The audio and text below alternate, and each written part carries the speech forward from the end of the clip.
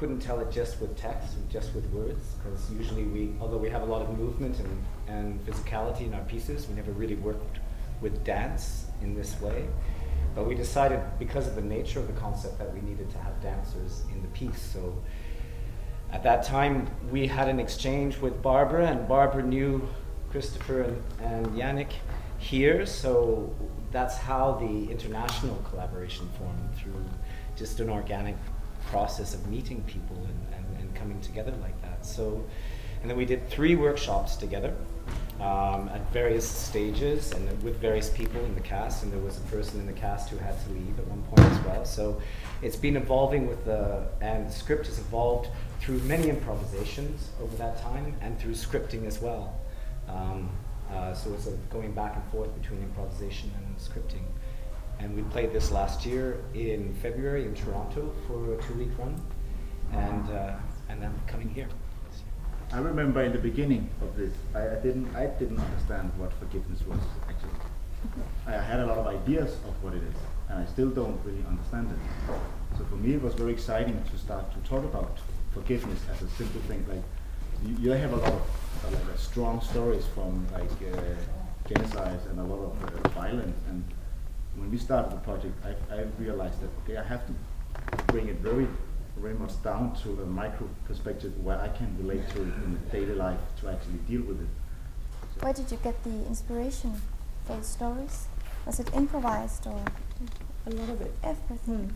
Not everything. A lot of it was improvised, and we had I think we had a little collection of texts already early on that we would use as themes for improvisation, or find ways of bringing it into a context where you could have both theatre and dance together. And then a lot of text went out and in, and new text and rearranged and so on. Some of the texts were written directly based on improvisations, that we would just, maybe we would have an improvisation of 15 minutes, and then we would cut it down to a scene that was maybe 5 minutes, something like that.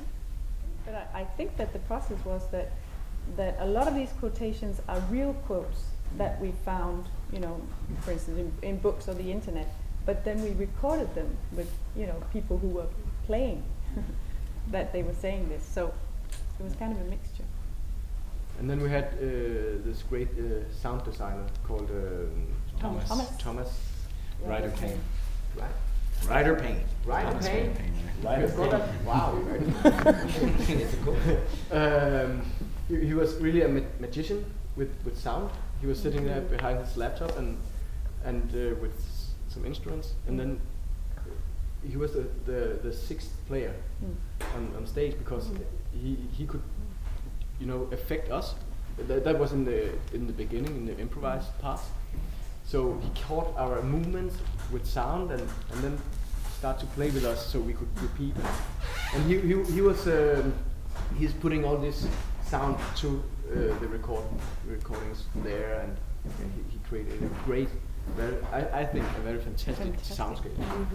And that is actually a really important part of the process that you were talking about, because he was the sixth player. So already in the improvisations, he would play a role in a scene with the sound, and he would contribute to the final making of it and the direction of where this would go. Co-writing in a way. Yeah, co-writing on the spot.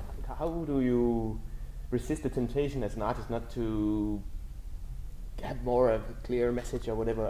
Or I'm thinking about you've been thinking about the form, how you present forgiveness without telling us too much and not too little, or. Well, I think for one thing, we're not very clear ourselves. It's a complex theme. Yeah. And I think that also I think very quickly we found that the most difficult thing maybe was to stage the actual moment of forgiveness.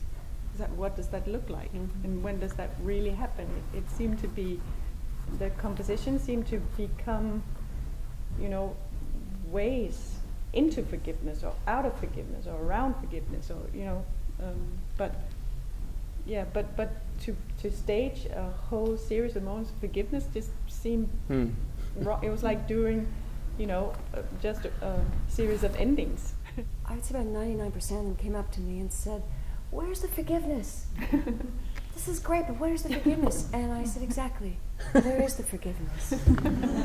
Where is it? And so I think it was, from what I understand, because I wasn't part of the initial process with these guys, it was a conscious effort on the group and Sohail not to give answers, because it's a very individual thing. So when you watch this, it triggers things inside of you that you go, oh my God, yeah, okay, and hopefully makes you look at things. So you're the only person who has said that. In my experience of performing this, you're the only one who said, well, it makes me want to look at it. To me, I mean, maybe these guys have had other experiences with audience members. So I think that's really cool what you just said. For me, it really stirred up a lot of stuff that I thought, I had forgiven that. I thought I dealt with that. And you go, do you ever really forgive? Do you live with it? Yeah, so. Well, I think it's a piece that you feel around it. Yeah. So I know from 2 times in my life that I really forgave somebody. But there was 2 times forgiveness. The person and forgiving myself for provoking him. I'm beginning to understand, I think, that it's love.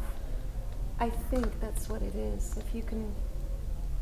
Forgiveness to me, I'm starting to understand, is love. That you just love and you understand, you try and understand. That's been the journey for me. Because people say love, what is that? Love. Hollywood love, song love, teen love, old love, whatever. But real love, human love, that's, wow, that's amazing. So I think that's what I'm coming to in terms of what forgiveness is for me. Yeah, it's a cool thing, huh? What a journey. I think it's a good theme to make it play, because you have so many things about love and other feelings, but forgiveness is actually very important. And your show also gives me a lot of thoughts not many other people take that theme. That's great. Yeah.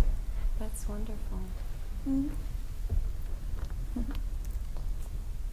You're a great audience. You guys are really cool.